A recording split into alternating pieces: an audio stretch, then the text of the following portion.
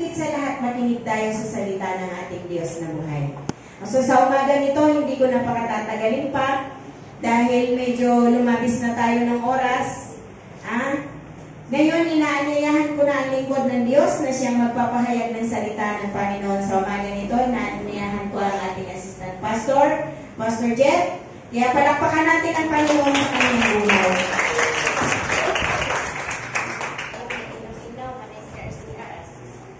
Praise. Okay. Pakibati ang katabi mo, sabihin mo congrats. Sa katabi mo, sabihin mo congrats dahil kasama kita ngayon.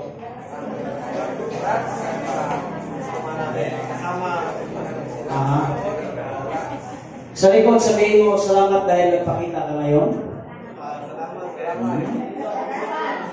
Praise the Lord. Isa nga pong malakas na palakpak sa ating Panginoon. I encourage everyone to please focus. Higit sa lahat, yung inyong katabi, sabihin mo, wag mo muna akong kausapin. Okay, wag mo muna akong kausapin. God is good? And all the time? Okay, so without further ado, so ang ating topic po mga kapatid this morning, okay, is renewing of the mind. Okay, renewing of the mind. Now, let's read. Kayo na pa magbasa mga kapatid. 1, 2, 3, go.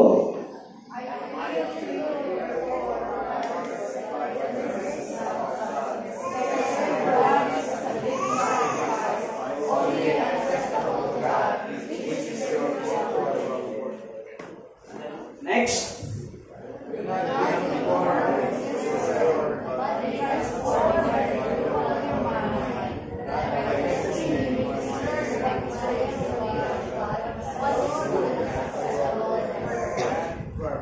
Lahat po tayo tumayo. Panginoon, pangunahan niyo po kami sa aming gawain. Lord, ikaw nga po ang mangusap. Lord, ikaw nga po Diyos ang mag-convict sa amin. I know and we know that your presence is within us. Lord, I pray na ikaw nga po ang patuloy ugat na mag-mold sa bawat isa. Dalangin ko Diyos, ano man ang kanilang iniisip ngayon, struggle, ano man ang kanilang kinakaharap ngayon, Diyos, I pray, Panginoon God, na maunawaan nila, Diyos, that they are victorious. Maunawaan nila, God, that they are more than conqueror. Maunawaan nila, Diyos, na walang sino man pwedeng makapaghadlang, lalo na, Diyos, sa pag-ibig mo para sa amin. Lord, we glorify you in this very hour, Panginoon. Ikaw ang superstar, ikaw lamang, Panginoon God, ang aming itataas. Ito po ang aming samot dalangin, God, sa pangalan ni Jesus. Everybody says, Amen and Amen. Palakpakan natin si Lord. Check. I will use this, lakasan mo na konti kaya because this microphone ay merong clarity. Okay? Yeah. Good morning sa lahat. Hello, good morning. Nakita ko na ang bawat isa ay masaya. Amen? Ang bawat isa ay sa Bisaya, malipayon. No, Lola, malipayon. No? Malipayon ba ang bawat isa? Amen, ano? Nakita ko rin ang bawat isa ay may mga karamdaman. No? Sipon, ang aking anak, kahit ang aking anak ay may ubo. Ano? Si Papa ay may sipon at may ubo. Si Mama may sipon at ubo. Lahat po tayo ay halos may sakit. Amen, mga kapatid? Sakit sa ulo, sakit sa kaspa, sakit sa bulsa, lahat na tulog. Ang daming sakit. Ang dami na mga sakit-sakit na ito, mga balatian. No? Sabi ng mga matatanda, dahil nga daw tumatanda. No? Now, let us go this wonderful verse. You know? Di ba? May mga ganyan-ganyan. Salamat po sa Korean Surplus. Korean Surplus po ito, ano? Thank you kay Mobs na nahanap ito. Hindi ko alam na ito pala ay dipindot, ano? So, gumagana. In fairness, gumagana siya. So, let us go back to the text. Anyone who is familiar with this verse? Itaas ang kamay. Yeah. Familiar pa itong versikulo na ito sa mga matagal ng Kristiyano. It says, I appeal you therefore, brothers, by the mercies of God, to present your bodies as a living sacrifice, holy and acceptable to God, which is your spiritual worship. And then the next verse, it says, do not be conformed to this world, but be transformed by the renewal of your mind, that by testing you may discern what is the will of God, what is good, and acceptable, and perfect for God. Now, my topic for this very morning is renewing the mind. Renewing the mind. I-renew natin, baguhin natin ang ating mga pag-iisip. Hello? Now, let me ask you mga kapatid. Imagine, sino po dito ang 5 years ng born again? Itaas ang kamay. 5 years ng born again, itaas ang kamay. Itaas ang kamay. Okay. Sino po dito mga kapatid ang 10 years ng born again? Sino ito ng gungis na? Yung nilumot na sa born again. Ayan, si Kuya Jim. Itaas, ayan, may nagtaas sa likod. Ang dami. Nanay, ang dami na. Okay? Na makinig kayo. Imagine ninyo. Just imagine. Kakatanggap nyo lang sa Panginoon kahapon. Imagine. Please, samahan niyo muna ako sa journey na ito. Kunwari, kakatanggap nyo lang kay Jesus kahapon. Kunwari kakatanggap nyo lang kay Jesus kahapon. May nagpatanggap sa inyo, pastor, kaibigan ninyo, kamag-anak ninyo. Kunwari, kahapon lang kayo naging born again. Ano ang inyong unang gagawin? What is your first, ano yung unang gagawin ninyo? Okay? Ito ang karamihan ng ginagawa mga kapatid, no? Minsan, ang ginagawa ng iba is to change the behavior. Change the behavior. Kasi, for example, ikaw ay dating manginginom. Palahubog. Dati, 10 lumnik. Grabe. 10 lumnik. No? Dahil tinanggap mo si Jesus Christ, ulitin ko, imagine ninyo. Alam ko na hindi na kayo yun. Sabi mo sa katabi, hindi na ikaw yun. Hindi na ikaw yun. Kape na lang ang iniinom natin. Kape. Okay? Kape na lang. Kape. No? Imagine ninyo, kakatanggap nyo lang kay Jesus. No? Yung iba dito mga kapatid is, mula sa isang kaha ng sigarilyo, ngayon ay isa na lang. 5 kaha. Kasi nila, didumagan mayroon. Okay? Imagine ninyo, that is the immediate reaction and that is the immediate na gagawin ng isang tao na pagkatapos niyang tumagal sa Panginoon, automatic ang kanyang gagawin is to change the behavior. Wait lang, makinig kayo. To change the behavior. To change the way they act. Pangalawa, to change the way they speak. Kung palamura ka, medyo babawasan ng konti. Hindi na wala, pero may bawas. Ano? Sabi ng iba, nakala ko tuloy kapitbahay namin dati. Doon pa ako sa South Hope, sa South Square. South Square pa. Yung subdivision doon, talagang dikit-dikit ba? Sobrang dikit-dikit. Maliliit lang yung bahay yung tali ng pusa, yung aso kaya pang singgutin Hindi, yung aso pero yung pusa, yung sa harap namin, may parang mga bulaklak doon. Sa may mga buhangin doon, masarap tumae yung mga pusa. Nung tumae doon, napasigaw talaga ako, sabi ko, hayop ka! Sabi ng nanay na nagwawalis, Pastor, bakit ka nagmumura? Hindi po, tinuturo ko na yung pusa ay hayop. Hayop naman talaga ang pusa. Kasi kung Bisaya yun, hindi, animal. Diba? Mas pinabongga ko ng konti, mas pinaborn again. Hayop ka. Kasi kung Bisaya, animal ka. Medyo di kayo kaaya-aya pakinggan. Pero kahit na gano'n pa rin. Ganun pa rin yan, mga kapatid. Now, ano gusto ko sabihin? The moment na ikaw ay naging born again, ang ginagawa mo, nung ikaw ay laging galitin, laging mainit ang ulo, ginagawa mo is naging mahinahon ka, because that is your immediate reaction at ang gagawin mo. Hallelujah po tayo mga kapatid? Natin mga kapatid, now ito pa. How about this? Ikaw ay napakainit. Nung binautismuhan ka, sabi mo agad, magpapagamit ako sa Panginoon. Maging music team ako, maglilinis ako, etc. Grabe ang init mo. Kapag ikaw ay hinawakan ng iyong kapatid, sabi mo, oh, ang init mo. Grabe ang kabanalan mo. Sunog, grabe. This is all good. Hi. This is all good. Lahat ng ito ay maganda. Pero minsan, listen to this.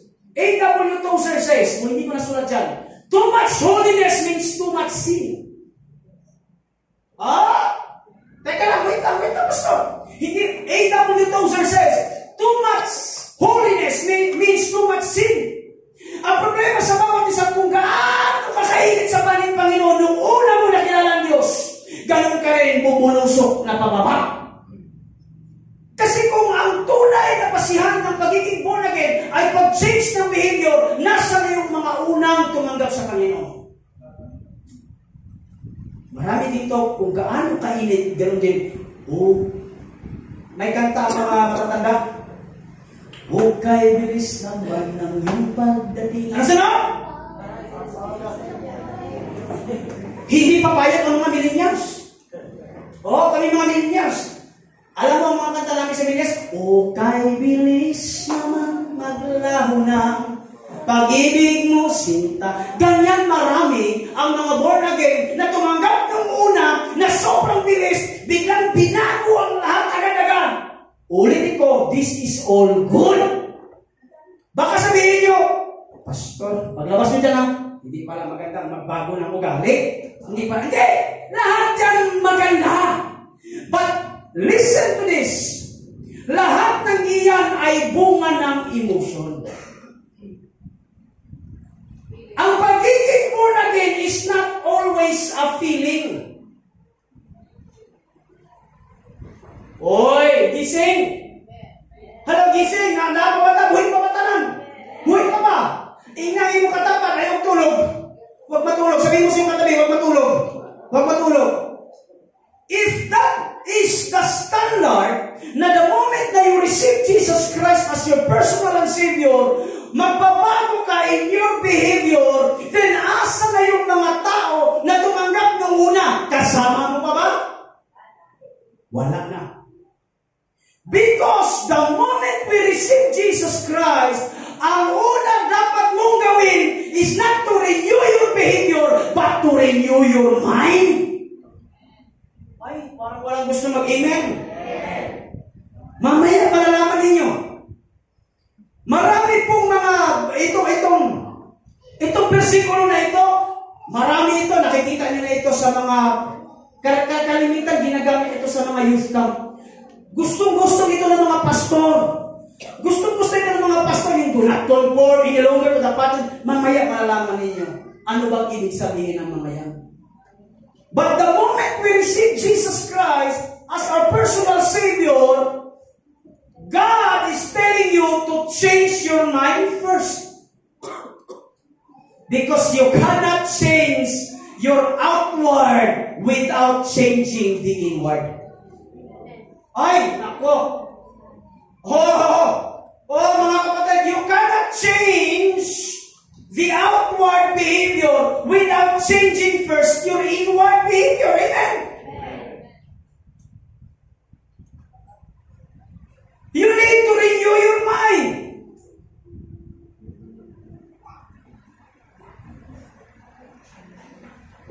Now, let us, tingnan ito. If we understand this context before, you will acknowledge, ito ba ito? Kung alam ko lang sana na nung tinanggap ko si Jesus Christ noong unang panahon pa, na ang unang babaguhin ay hindi ang pag-uugali, kundi ang pag-iisip, then you will understand how powerful you are. ay if ang mga unang tumanggap sa Panginoon na kasama mo noon, kung alam lang nila ang tunay na pagiging born again, nasa naman tayo? Is the renewing of the mind, pagbabago sa pag-iisip, then, mga kapatid, kasama mo pa sila ngayon. Because if you renew your mind, oh my goodness, you will understand that so you are powerful. You will understand you are powerful. Makapangyarihan ka, you know why? Because Jesus Christ is in you.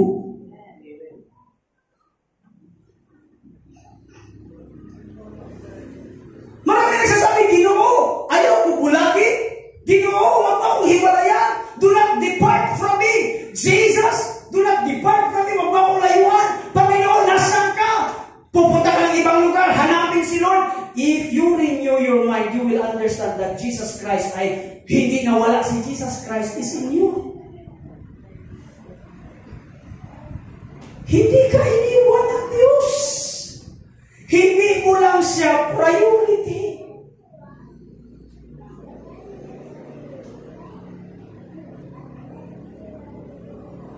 Hi.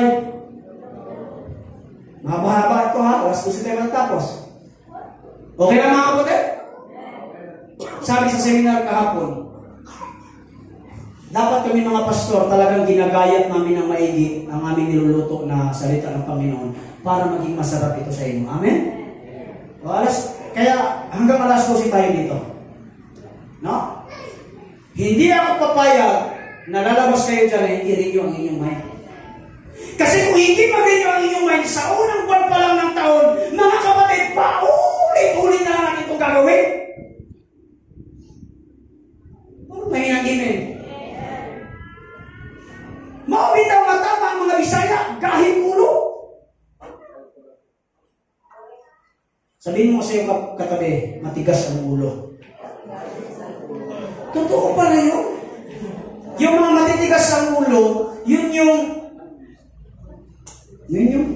hindi na rin yung aman. Now let us, tingnan ito. Do not be conformed. Actually, hinighlight ko yan eh. Makinig kayo. Do not be conformed. Now, tingnan natin. Do not be conformed. Sinulat ko yan. Sa Tagalog, huwag makiayon. Okay? Marami po dito mga dinosaur born again, na pag sinasabi hindi na makiayon, hindi na dapat sila makiayon. Ano ba yung dapat hindi makiayon? Very specific ang Diyos. May mga matatandang mga born again na sabi, huy, huwag ka makiayon. Naalala ko si Lula, Purita, mama ni Papa. Sabi sa akin, Tits kasi ang ating palayaw. Tits, huwag kang gagamit ng tinatawag natin na computer. Bakit? Kasi demonyo ang computer. Dumating ang cellphone. Tits, huwag kang gagamit ng cellphone. Bakit lang? Demonyo ang cellphone. Sabi niya, tawagan natin si Papa mo. Paano natin tawagan lang? Gamitin mo yung demonyong cellphone. Hindi yun, ha? Pinagbigay ko kasi si Lola ko eh. Natin yan eh. Hindi ganun yung word na conform. Okay? Sabi, huwag kayong makiayon sa takbo. Kasi ang lahat ng ginawa na yan ay yung sa mundo ay kademonyohan niya. Clarify me. Dito, listen. Walang kahit anumang nilikha ang demonyo sa mundo. Because Satan is not a creator. Amen? Ay pa, minsan bagoy natin ang teolohiya natin. Satan, hindi siya creator. He is just a created being. Pero ginagamit ang creation to deceive you. Yan yung totoo. Mamaya ba naman yan? Do not conform to this world, but be transformed by the renewal of your mind. Now, the author of this text is Paul. Si Paul po ay hindi po basta-basta tao. Si Pablo po ay isang abogado. He is a Pharisee. Mataas ang kanyang katukulan. Ang kanyang pag-unawa ay sobrang taas, mga kapatid. Hindi siya katulad ni Matthew. Hindi siya katulad ni Mark. At higit sa lahat, mas matalino siya kay Dr. Lucas. Tingnan niyo kung paano magsulat si Pablo. Sabi niya, do not conform to this world, but be transformed by the renewal of your mind. Kapag, ano to, maraming Pilipino magaling magbasa, mahina sa comprehension. Tagalogin natin, magaling magbasa, mahina mag-unawa. Paano ko nasabi? Paano ko nasabi? Mga bata, paano ko nasabi? Makinig kayo. Lagi ako sa SM. Yung mga pabitbit ng mga Diyos na ganyan, yung mga ganon, mga bata, maraming mga bata kayo. Kaya isa lang ako nagkakapi ako sa SM. Ang pangit naman ng mga bata ngayon. Dati si mama manghihiga ng 5 piso. Kung hindi abutin ang sermon mo, hindi abot lang. Ngayon, grabe Diyos dito, Diyos doon. Talaga naman, grabe. Tapos ang pupula, dito makinig. Tapos ang pupula pa ng mga mukha. Tira dito, ganyan. Paano ko nasabi, marunong magbasa, hindi marunong mag-unawa? Paano ko nasabi? Ang basurahan sa SM tatlo. Nabubulok, hindi nabubulok. Ano bang sunod? Basta yun na yun. Ha? Hindi alam kahit saan-saan lang magtapon. Magaling magbasa, hindi marunong mag-unawa. Hala, tinapon yung plastic doon sa nabubulok. Tawaan nyo naman yung mga basurero. Hello, amen? Hello, amen? Nabalikan natin ito. Kapatid, introduction pa lang ako. Kung hindi matapos to, bahala masunod. Ha? This is, if mahina ang iyong comprehension, sasabihin mo, kailangan mong magbago. Dapat huwag kang mag-conform at kailangan daw mong magbago at then baguhin mo ang pag-iisip mo. Now, himay-himay natin. Ito yung minsan pagbasa ninyo. Ganyan. Yan yung pagbasa ninyo. Sabi niya, huwag kang mag-conform, mag-transform ka para mabago ang isip mo. Pero hindi yan ang sinasabi ni Pablo. Ang sinasabi ni Pablo is this: renew your mind so you will transform and then you will not conform. Ay, pakpak dyan ng Exxon. Balikan natin.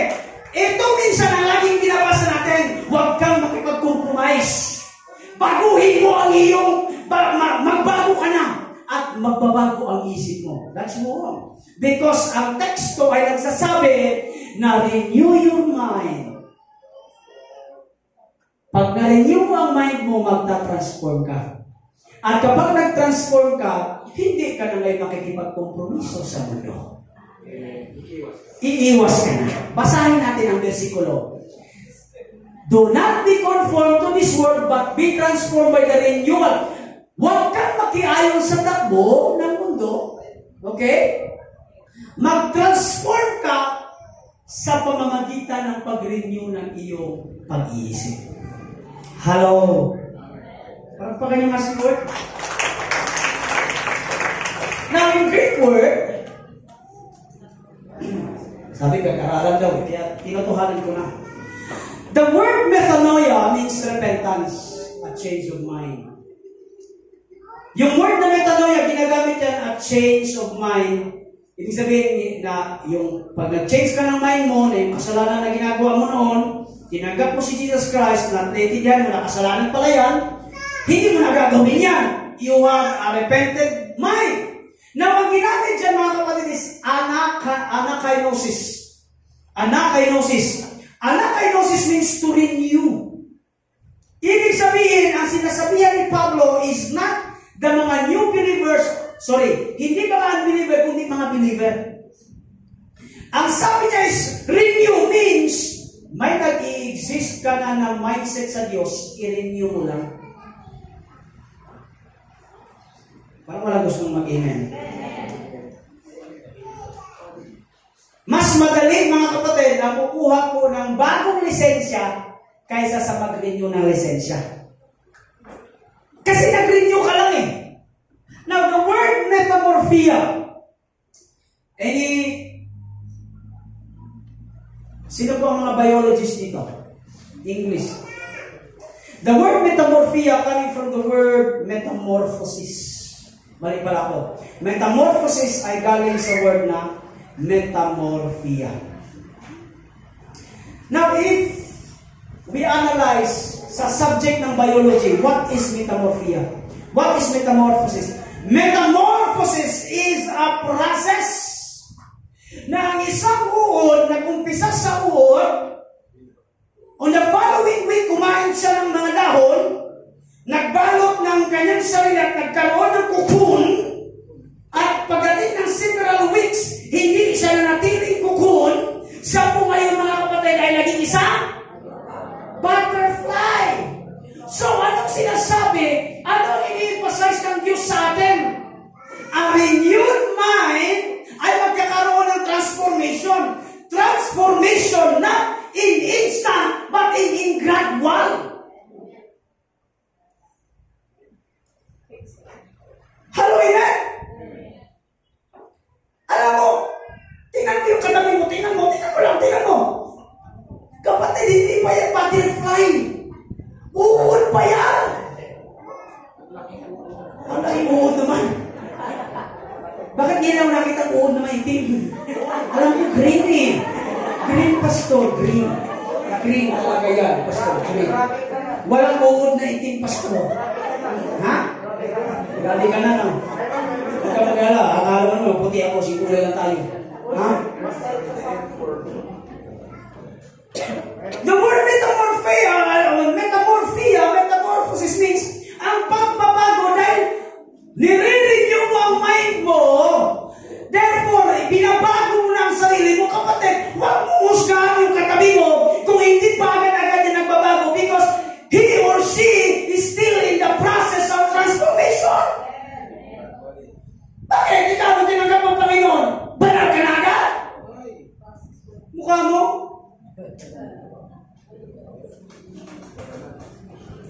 Pero grabe naman din yung 20 years ka sa panampalataya, uod ka pa rin. Kapatid, walang ganun. Hi! Kaya, mga kapatid, I've never condemned any person or any people if he or she is still in the process. Kapag may naninigarilyo pa, condemn, pero napalalahanan ko. Grabe ka makasunog ng puso. No? Singgot mo na lahat. Tapos bigla ko sasabihin, Pastor, please pray for me. Tapos sasabihin ko, kapatid, I will pray for you, pero bahala ka na kay Lord, ha? Nasa ba tayo mga kapatid? Ulitin ko, ha? Sa simbahan na ito, you will not condemn. No, you will not. You are very much welcome. But listen to this. Dapat nagkakaroon ng unti-unting transformation. Sabihin mo nga sa katabi, mag-transform ka. Sabihin mo, mag-transform ka. Nakita niyo yung transformer na napalabas? Mula doon sa isang, ano tawag dyan? Mula doon sa isang sasakyan, nag-transform siya to. No? Kaya mga kapatid, there's a difference between uod and ahas. Nabanggit na ito ni Papa. Palagi, paborito na ni Papa. Diba? Sabi ng ahas, mga kapatid, oy, uod, next week or next month, magkita tayo dito, pagandahan tayo, pabunggahan tayo ng ating mga sarili. Sabi ng uod, game. Ang ahas, pumunta sa ilalim ng ilog, nagbalat, and then lumabas, shining, shimmering, splendid ng kanyang balat. Medyo lumaki at kumikinang. Yung uod, kumain ng dahon, at then naging kuko, at then naging butterfly. Sabi ng ahas, oy, uod, saan ka na? Yung butterfly, lipad-lipad. Sabi ng uod, hindi talaga ako napansin, no? Sabi ngayon ng ahas, parang butterfly, nakita mo yung uod dito? Sabi niya, ako to. Yung uod, sabi niya, hindi. Binibiro mo lang ako, hindi. Ako yung uod, naging butterfly. Transformation means dapat hindi na makita ang old self sa buhay mo. Ang makita niya is the new birth within Jesus Christ. Para pa kayo si Lord. Look at this. In Titus chapter 3 verse 5, He saved us, Jesus Christ saved us, not because of works done by us. No, hindi sa pamamagitan ng sarili natin gawa. No. Hindi tayo iniligtas ng Diyos dahil sa ating sariling gawa. Ano ginawa? But according to His own mercy and grace, by the washing of regeneration and the renewal of the Holy Spirit. Sino po naniniwala ito na binago na siya ng Diyos? Ay, itaas ang kamay. Sino po ito binago na ng Diyos? Amen. Now, I will give you some passages. Ano na lang ito? Parang chap. Ika nga. Nung bumalik yung 12 spies, 12 tik-tik pa, spies. Nung bumalik siya, at nag-report kay Moses, and he told him, we came to the land to which you sent us. It flows with milk and honey, and this is its fruit. However, the people who dwell in the land are strong, and the cities are fortified and very large. And besides, we saw the descendants of Anak there. Okay? Now, ito pa next. The Amalekites dwell in the land of Negev, the Hittites, the Jebusites, and the Amorites dwell in the hill country, and the Canaanites dwell by the sea along the Jordan. But Caleb, hear me out, but Caleb quieted the people before Moses said, let us go up at once and occupy it, for we are well able to overcome it. Now, nakikinig pa ba ang lahat? Nung sinugo ni Moses ang 12 spy para pangunahan, ano ba meron doon sa land of promise? Bumalik sila, yung 10, iba ang sinabi, iba ang nakita, okay? Kaysa sa 2. Now, anong ibig sabihin ito? They are battling, they are in a war of the mind. Because sinasabihan ng 10, hoy, mga kababayan, huwag tayong tumuloy! May mga higanti doon! Anong sinabi ng 2 spy? Mga kababayan, tumuloy tayo! Maganda ang lupa. See, may paglalabanan ng pag-iisip. Amen! Amen! Now, next. How about Abraham? They said to him, where is Sarah, your wife? And he said, she is in the tent. The Lord said, I will surely return to you about this time next year, and Sarah, your wife, shall have a son. And Sarah was listening at the tent door behind him. Now Abraham and Sarah were old, advancing years. The way of women had ceased to be with Sarah. So Sarah laughed at herself, saying, after I am worn out and my Lord is old, shall I have pleasure? Makinig kayo, sabi ni Sarah, sabi ng Diyos, next year, babalik ako, magdadalang tao na manganganak na. Amen ba, magdadalang tao na si Sarah? Sarai. Sabi ni Sarah, tiguang na ko eh. Manganak pa ba ako? That's why Isaac means she laughed. Yung word na Isaac means tumawa si Sarah. Pero ini-insert ng Diyos sa mind ni Abraham that, hey, you will be a great father to a great nation. Parang may nag-amen. Ini-insert sa mind. Hallelujah.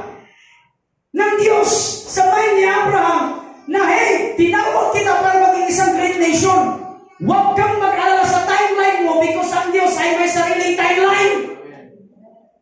Kung para sa mundo, ikaw ay baog, pero sa timeline ng Diyos, ikaw ay hindi baog. Ay, parang may nag-amen.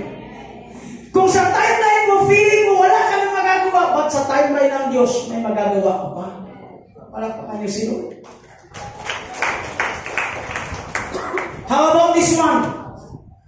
How about Judges? Nung kinausap ng Diyos si Gideon, and the Lord turned to him and said, go in this might of yours and save Israel from the hand of Midian.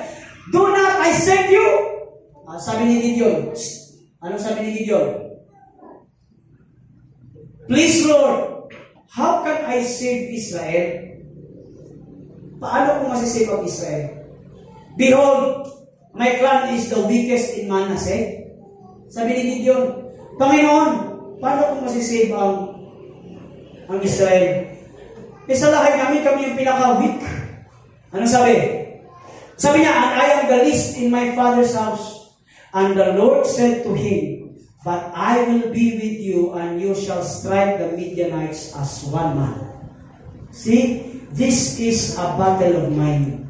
Anong gusto sabihin ng Diyos? Kahit hindi mo kaya, pag sinabi ng Diyos, kakayanin mo. Kasi sinasabihan ka ng Diyos sa utak mo. Hello, amen? Sabi ni Zig Ziglar. Zig Ziglar is a motivational speaker. One of the good, brightest motivational speaker. Hindi po siya preacher. Motivational speaker. Ang sabi niya, you are, kayo magbasa, 1, 2, 3, go! You are what you are. Ay, sabay-sabay, 1, 2, 3, go! You are what you are. And where you are because of what has run in your mind. You may change what you are, and where you are, you may change what is your mind. Isa-isahin natin. You are what you are. Okay?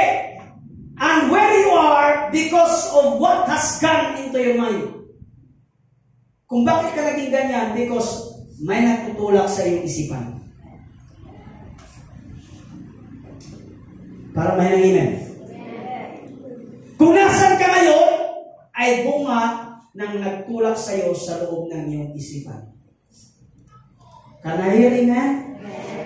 Nangungusap ang Diyos sa ating mga isipan. Hi. Hello. Wow. You can change what you are and where you are by changing what goes into your mind. Mamaya, i-emphasize ko ng maigi yan. Next. Thank you, ate. How to renew your mind. How? Number 1, intentional. Everybody say with me, intentional. Paano mabago ang isip? Kuya Jim, ang pagbabago ng isip ay intentional. Yung wife ko, maganda, di ba? Parang malambos mag-imin. Maganda. Hindi, totoo yan. Pag nagdamit siya ba? Tapos sasabihin niya, maganda na ba ako? Eh sabi ko, oo naman. Hindi ako maganda eh. Parang may kulang pa, something gano'n. Sabi ko, hindi, maganda ka na eh. Tapos biglang, hindi talaga ako maganda, may kulang pa. Oh. Ngayon, the following day, ako naman yung nagsuot ng ganito ba? Sabi ko, ano, bagay ba? Sabi naman ni Mrs. sa akin, oo, bagay naman. Pero yung mukha niya parang tabi na hindi mo alam na. Okay naman. Tapos sabi ko, hindi, parang hindi bagay eh. So nagsuot ulit ako ng panibago. Kanina lang. Okay? Nagsuot ako ng panibago. Kasi may nagbigay sa akin ito eh. Tatlo ito eh. Black, blue, red. Para ako Power Ranger dito eh. Kasi ako ng ganyan. Sabi ko, ito bagay ba? Tapos sabi niya, bagay naman. Halos lahat sa iyo. Magpapalit na sana ako kasi pati ko sa oras-oras na. O, hindi na ako nagpalit. Anong gusto niya i-emphasize niya? Kahit anong sabihin niya na bagay, kung hindi mo tinatanggap sa isip mo na ito ay bagay, wala talagang magbabago. That's why ang pagbabago is intentional. Kung gusto mong magbago, baguhin mo na. Ay, nako, my goodness. Renewing of one mind is intentional. You know, you need to do it. It's hard, but it's necessary. Mahirap magbago, pero kailangan. Amen?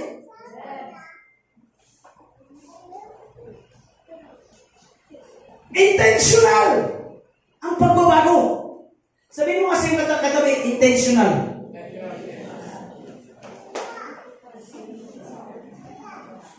Next tayo. Personal.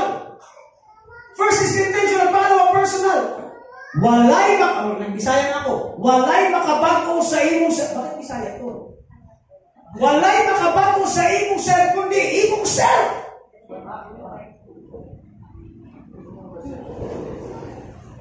Kayong mga nagliligawan pa. Let me speak sa mga nagliligawan pa. Huwag niyong sabihin na nang dahil sa'yo, nagbago ako. Patay tayo. Panandalian naman yan. Huwag kang magbago dahil sa tao, kapatid. Kasi kailanman hindi mo kayang baguhin, mga kapatid, ang kapwa mo. Amen ba, mga kapatid? Sino lamang ang makakapagbabago sa sarili mo? Sino? Sarili mo. Imong perception, imong esteem. Kaya nga may tinatawag tayo na self. So it's about the esteem in yourself. Self-esteem. Mamaya bahala man yan. It's not the people around you, not your friends. Ang makapagbabago ng sarili mo ay ikaw. At kung paano nangusap ang Diyos sa buhay mo. Hello? Para may nang amen. Amen? Problema sa atin, sinasabi na, God is good. Sabi mo all the time, pero mukha mo hindi tao, hindi all the time.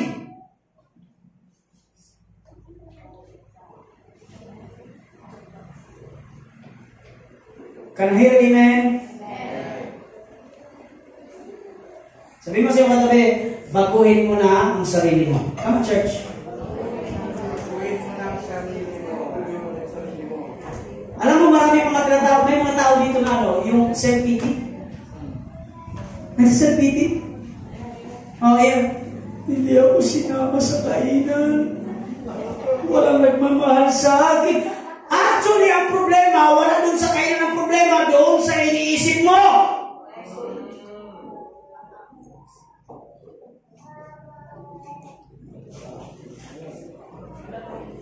Problema yung isip mo. Mamaya, mahalaman natin. Hindi pa ako tapos. Tatapusin ko ito hanggang alas 11. Bahala kayo. Now, this is the keys to renew your mind. Are you ready, guys? Para madali ating maintindihan, naglagay ako ng mind. Yan. Mind. Mind. Para madali siya. How to renew your mind? Mind, M stands for meditate, I stands for influence, N stands for nourish or nurture, D stands for doubt to doubtless. Let us go to M. How to renew your mind? Number 1 is M. Meditate. Meditate. Ano bang i-meditate natin? God's Word. Prayer, worship song. Kapatid, sasabihin ko sa inyo ito. Kung sino ang nagdidikta sa isip mo, yun lagi ang nagagawa mo. Oy, mga kapatid, ulit ko ha. Kung sino lagi ang bumubulong sa isip mo, yun lagi ang magagawa mo. Now, let me ask you, sino ang nagbubulong sa'yo? Facebook?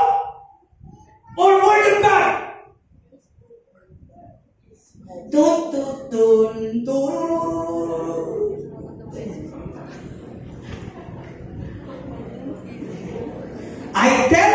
I told you pala, ang pagbabago is intentional sa mind. If you are really willing to change your mind, you need to meditate God's Word. Hello, amen? God's Word. Bakit? Kasi sa salita ng Panginoon, doon matutunan na ikaw ay niligtas kahit ikaw ay magkasalanan. Marami dito. Hala, di ba sa'yo nakako sa Ginoo lang? Hala, di ba sa'yo nakako sa Ginoo? Makasasala man ko, palahubog man ko, palainom man ko, kawatan man kong manok. Di ba sa'yo nakako sa Ginoo? Iyan sabi ng Panginoon, those who believe in the Son of God has eternal life. Hala, di rin itinood.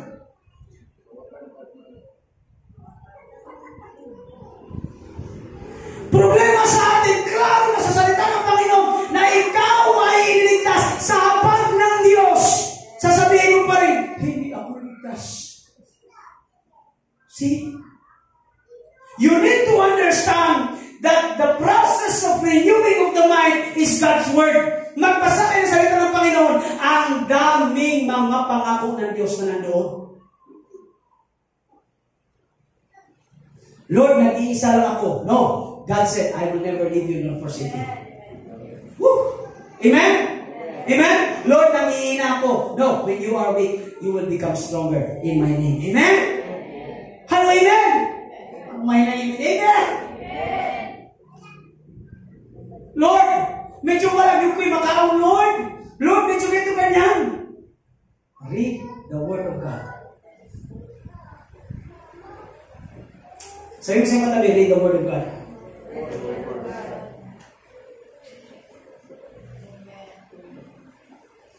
Bakit maraming nawawala? Kasi hindi nagbabasa ng salita ng Panginoon. Anong sabi?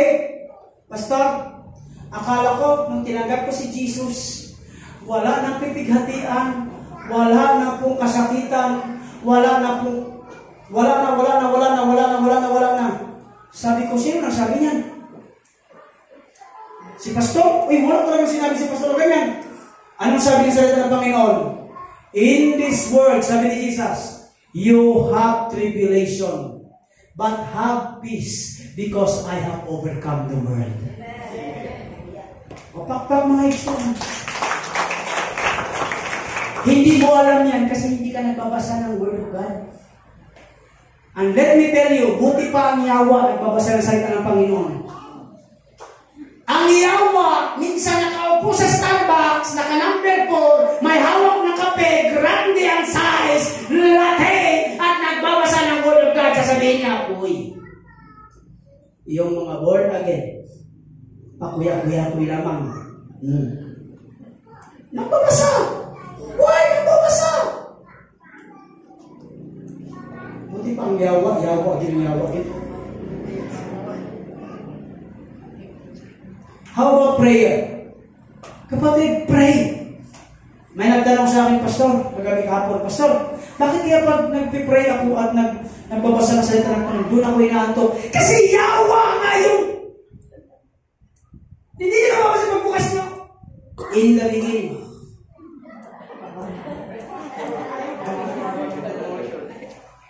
Pagbasa pa lang unang talata, John 3.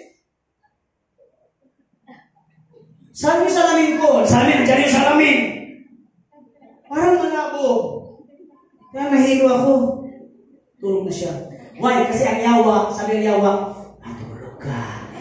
Hindi na actually ang yawa, singer. La la la.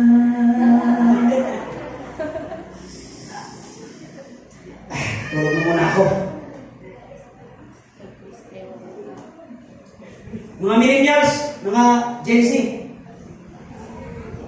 mga bata, may nag-post PW. Alam mo ang post? Lord, tulungan mo akong matulog. 2:00 ng madaling araw. Nag-post.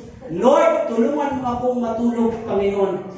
Meron akong anxiety. Nag-reply ako. Sabi ko, meron ka lang wifi at data.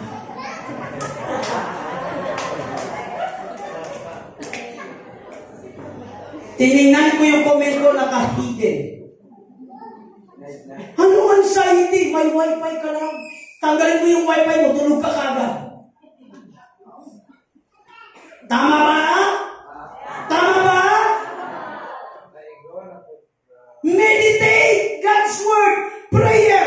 How about worship song? Kapag kayo ay pagod, magpatugtog kayo. Hindi yung araw-araw kayo nag-run. Araw-araw. Ano yung matawag ito? I love the music na magpatugtog ka kapag ikaw ay when you are down, when you are in anxiety, when you are in troubles, magpakanta ka mga kapatid. Amen? Problema sa atin, reklamo tayo ng reklamo sa mga video kayo ng kapitbahay.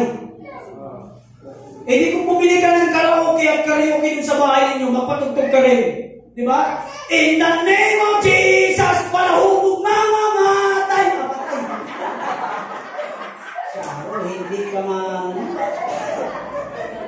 Patugtog ka rin. Reklamo ka ng reklamo. Worship song. Meditate. Meditate. Talo kayo eh. Bakit? Nakakarinig na kayo, nakakabukas na kayo ng Biblia pag Sunday. Monday to Saturday, Yahweh. Sunday, Ginoo. Monday to Saturday, Yahweh, Yahweh. Ang grabe, talo talaga. And I am so proud by the teens. Because meron na silang daily devotion. Palakpakan natin ang mga teens. Yes. Yes, praise the Lord. Yung devotion nila na 7 days, isang araw lang ginawa.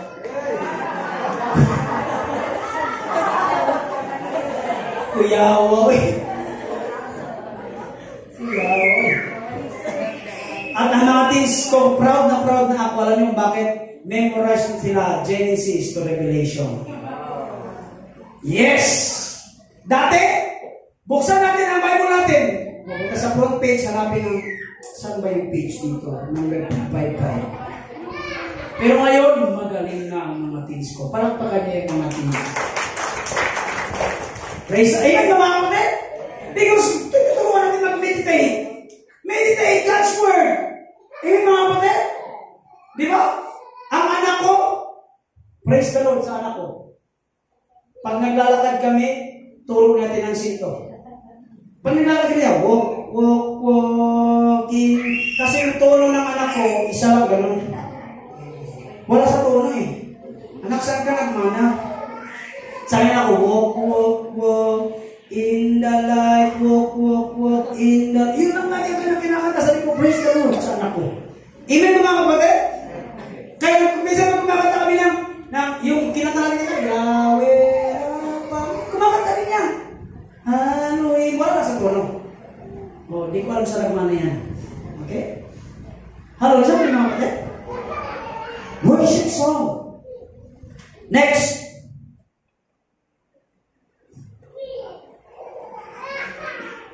Telo, but okay. I stands for influence. Influence. Kung ano ang nasa isip mga kapatid, nakadepende yan sino nag-influensya sa iyo. Ay, parang may nangimin. Amen? Sino po rin nakaranas ng networking? Itaas ang kamay. Ako nakaranas ng networking. Kumain na networking. Okay, maya, itaas ang kamay, networking. Power!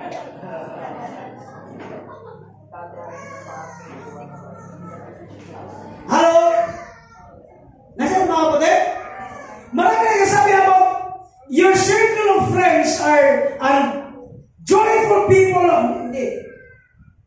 Your circle of friends or people around you, nakaka-influensya talaga yan sa'yo. Amen? Kaya nga napansin niyo yung mga networking, anong pinapakita? Yung leader, anong sinasabi? Sabi, diba? Kahit afternoon na, good morning pa rin. Dito sa company namin, we do not say good afternoon. We say yes! We say power! Okay. Tapos sabi niya, na-achieve ko ang Lamborghini, na-achieve ko ang Ferrari, na-achieve ko ang ganyan, etc. Ikaw naman, wow! Power talaga si mentor ko. Talaga naman, sabi niya, ibenta nito, ibenta. Okay, walang masama sa pag-networking. Bahala ka sa buhay niyo. Ibenta nito. Kaya ngayon, dahil ang mindset ng mga networking is power, ang networking, ang mindset nila is millionaire, feeling mo na rin, millionaire ka. Pero, feeling mo lang yan. Hello? Nasaan mo ko tayo mga kapatid? Kaya nga, know your influence. Sino ba dapat ang maging influensya mo? Dapat ang influensya mo ay kakapwa mo Kristohanon. Kakapwa mo born again. Amen?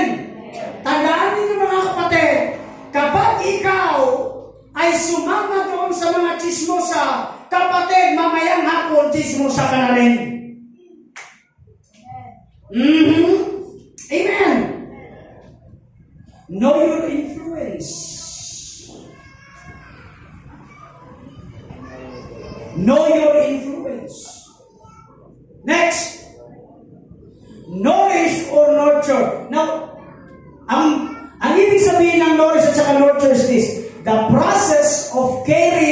for and encouraging the growth or development of someone or something. Yung inyong mind, kailangan yung inurture. Kailangan yung palaguin. Kailangan yung inourish. Kailangan yung i-practice palagi. Hi. Next, last but not the least, doubt to doubtless. Yung dati kong professor, dito na, last na ito. Yung dati kong professor, Reverend Dr. Feliciano, patay na ngayon, sabi niya, the number one enemy of Christian believer is not Satan. Lahat kami ang question doon, uy, bakit? Di ba number one enemy is Satan? Sabi ko, yes. Pero ang number one na ginagawa ni Satanas is tinataniman ka ng doubt. Kapag may doubt na sa puso mo, mga kapatid, kailangan mo nang mag-renew. If you doubt, ano yung Tagalog ng doubt? Alinlangan. Nagdadalawang isip. Magsimba ba ako o wala? O hindi? Mananalangin ba ako o hindi? Magbabasa ba ako o hindi? Mabuti ba ang Diyos o hindi? Because every doubt, yan ay bulong ng demonyo. God says you are powerful. Satan says, no. Hindi God says you are a new creation. The old has gone, the new has come. Sabi ng demonyo, hindi Dati ka pa rin. Sabi ng Diyos, pinagpala ka. Ang sabi ng demonyo, hindi. Pobre ka. You know, Kong TV? Kong TV. Hindi siya born again. But the mindset is very good. Hindi siya networking, Sabi niya, kung tayo ay manatili sa kahirapan, ang may kasalanan is ano rin. Kung tayo naman ay naging mayaman, ang dahilan nun ay tayo rin. Although walang pag-acknowledge ang Diyos. Pero kung titignan mo yung mindset, ganun. Kung tayo po ay nasa pagbagsak, nang dahil sa atin yun. Kung tayo man ay umangat, nang dahil din sa atin yun. It's because of the mindset. Pero dahil po naging tayo, mga kapatid, kapag tayo ay bumagsak, ano ang mindset natin? May tinuturo ang Diyos. Hello, amen? At kapag tayo naman ay umangat sa buhay, merong gustong ipahiwatig ang Diyos. Amen? Hello, amen? Now, next month, next month. Please, alalahanin niya. Mind. Meditate, influence, nourish, doubt to doubtless. Dito ako magtatapos, mga kapatid. Are you still with me, guys? Are you still with me? Dito ako magtatapos.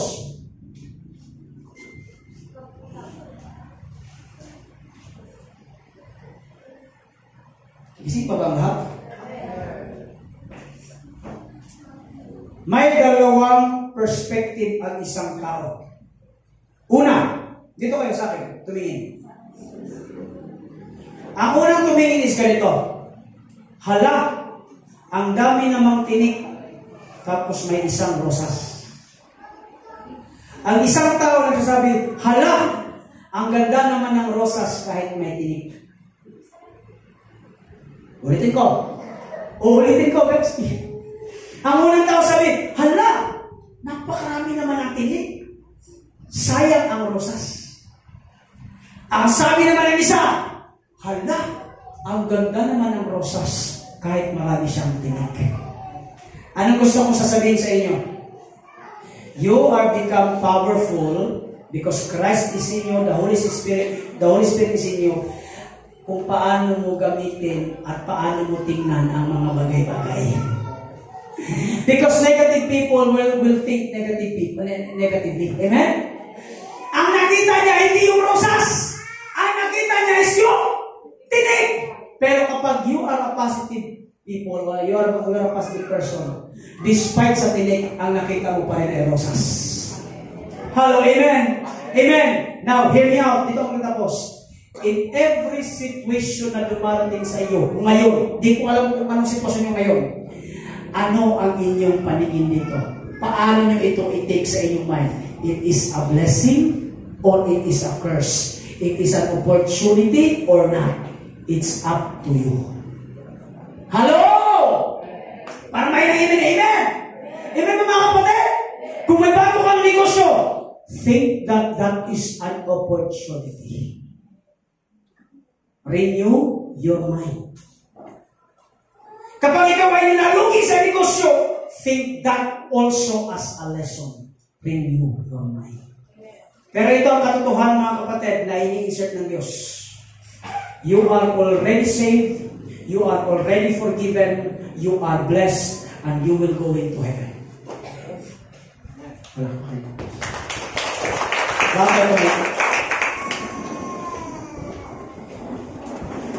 Father, we entrust you everything that we heard. Lord, teach us to renew our mind. Teach us, God. Speak to us, Panginoon God. You alone. Ikaw lamang, O Diyos. Ikaw lamang, Panginoon God. Ang dahilan, Diyos. And Lord, dalangin ko po sa umagang ito, sinyuhan niyo po ang iyong mga salita, O Diyos, as we renew our mind.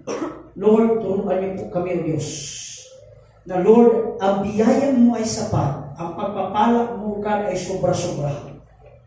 Turuan niyo po kami, O Diyos, na matanggap sa aming mga buhay, Panginoon God, na we are already saved, we are already forgiven, and Lord, turuan niyo po kami, O Diyos, na ma-acknowledge namin, Panginoon God, hallelujah, that you are the Lord of Lords and the King of Kings. Panginoon, bukas sa masunod ng araw, renew our mind every day, Panginoon God. Help us. Help us, Jesus, Panginoon God. Salamat po, Diyos. Dito po ang aming dalangin sa pangalan ni Jesus. Everybody say with me, amen and amen. Para pa kami si Lord.